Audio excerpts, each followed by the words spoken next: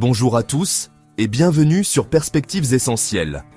Aujourd'hui, on plonge dans un sujet essentiel, les inégalités dans l'accès à la santé. Dans un monde où la médecine fait des avancées incroyables, pourquoi est-il encore si difficile de se soigner correctement?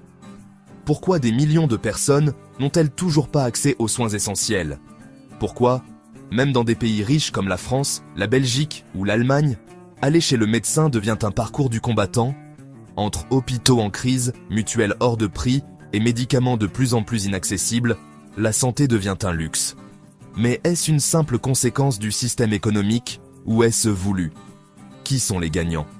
Qui sont les perdants? Et surtout, qu'est-ce qu'on peut faire pour changer ça? Installez-vous, on décortique tout ça ensemble.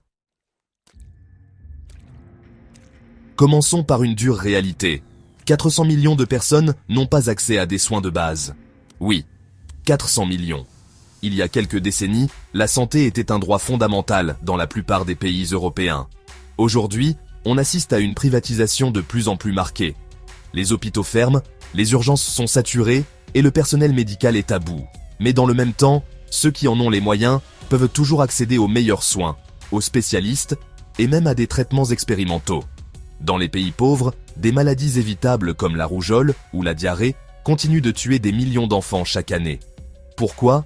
Parce que les vaccins, les antibiotiques ou même une simple consultation sont hors de portée. Prenons un exemple. En Belgique et en France, avoir une mutuelle est quasiment obligatoire pour éviter de payer des sommes astronomiques en cas de maladie. Et encore, entre les franchises médicales, les dépassements d'honoraires et le prix des médicaments qui explosent, même avec une couverture, ça devient compliqué. Vous êtes malade et devez être hospitalisé?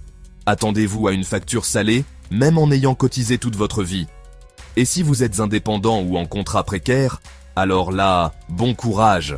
Pourtant, ces mêmes gouvernements trouvent toujours des milliards pour sauver les banques ou financer des industries polluantes, mais quand il s'agit de santé, c'est l'austérité à tous les étages. Il y a encore 20 ans, être soigné en Europe était relativement simple. Aujourd'hui, c'est la catastrophe. Manque de personnel, infirmiers et médecins sous pression, matériel vétuste, et le plus inquiétant, des fermetures d'hôpitaux entiers sous prétexte de rentabilité. En France, par exemple, il y a ce qu'on appelle les déserts médicaux, des zones entières où il n'y a plus de médecins généralistes, encore moins de spécialistes. Pour voir un dentiste ou un ophtalmologue, il faut parfois attendre des mois, voire des années. Et à qui profite cette crise? Aux cliniques privées, qui fleurissent un peu partout, mais où les tarifs explosent. Vous voulez une consultation rapide? Payez. Vous voulez éviter une attente interminable aux urgences? Payez. En bref, la médecine à deux vitesses est en train de devenir la norme. Passons maintenant à ceux qui se frottent les mains dans cette crise. L'industrie pharmaceutique. Vous avez remarqué? Les médicaments sont de plus en plus chers. Même des traitements classiques comme le paracétamol ou les antibiotiques voient leur prix grimper. Quant aux traitements contre le cancer, certains atteignent des dizaines de milliers d'euros par mois. Mais pourquoi? Parce que ces multinationales ont réussi à transformer la santé en business ultra rentable.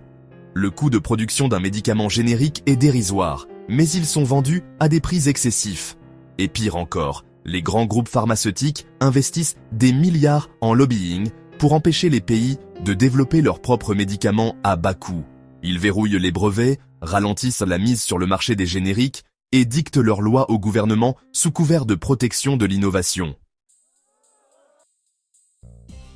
La santé? Un problème de surpopulation? Une théorie controversée. Et si, derrière tout ça, il y avait un raisonnement encore plus cynique? Certains pensent que l'accès restreint aux soins pourrait être une manière implicite de limiter la population mondiale. Alors oui, ça peut paraître complotiste, mais regardons les faits. Les soins coûtent de plus en plus cher, et ceux qui ne peuvent pas se les payer tombent malades, vieillissent mal et, malheureusement, disparaissent plus tôt. Coïncidence? Peut-être. Stratégie volontaire? Difficile à prouver. Mais une chose est sûre, en rendant la santé inaccessible aux plus précaires, on crée un monde où seuls les plus riches ont le droit de vivre longtemps et en bonne santé. Une société où la rentabilité prime sur l'humain, où la survie est une question de portefeuille, et où, finalement, la santé n'est plus un droit, mais un privilège. Alors, au final, est-ce qu'on vit dans une société qui valorise la santé, ou est-ce qu'on a basculé dans un système où seul l'argent compte? Les grands gagnants sont les multinationales pharmaceutiques, les assurances privées et les cliniques de luxe. Les grands perdants? Nous, les citoyens qui travaillent, qui cotisent, qui paient des impôts, et qui, au moment où ils ont besoin d'aide, doivent encore sortir le portefeuille. Mais est-ce une fatalité? Non. Des alternatives existent. Développer les médicaments génériques et lutter contre les monopoles pharmaceutiques. Réinvestir massivement dans les hôpitaux publics au lieu de les fermer. Réduire les écarts de prix sur les soins entre riches et pauvres. La santé ne devrait jamais être un luxe réservé à une élite. C'est un droit fondamental. Si vous êtes d'accord, mettez un pouce bleu sur cette vidéo, partagez-la et surtout, abonnez-vous à Perspectives Essentielles. Ensemble, on peut faire entendre notre voix et dénoncer ces injustices. Merci de m'avoir écouté. Prenez soin de vous, si vous le pouvez. À bientôt.